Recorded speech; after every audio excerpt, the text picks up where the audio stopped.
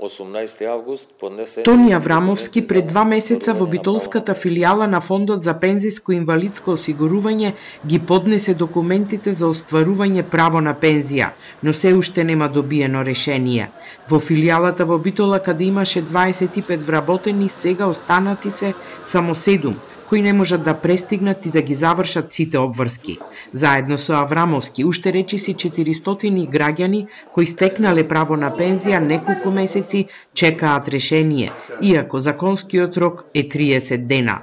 Сега се и без пари и без здравствено осигурување. 18 август поднесени документи за остварување на право на пензија. Нема вработени, не може да ги обработат документите, од Битола пуштени прилеп, од прилеп вратени назад, препратени, појма немам. Немаме право на здравствено осигурување и немаме финансии. Директорот на Фондот за пензиско и инвалидско осигурување Никола Мемов денеска дојде во битолската филијала и рече дека се преземаат мерки за надминување на проблемот. Затекнал дисбаланс на вработувањата во сите филијали низ државата, но најалармантна е состојбата во Битола и веќе се договорени првите чекори за да се намали долгата листа на нерешени предмети.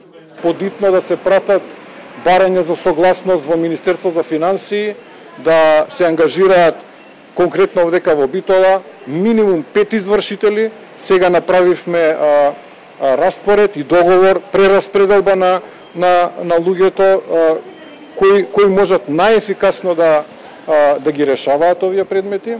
Активниот број на предмети во Битола е околу 380 предмети. Дел што најургентно можат да ги решат и треба да ги решат, и ги решат овдека, а поголемиот дел ќе бидат прераспределени низ другите филијали во државата.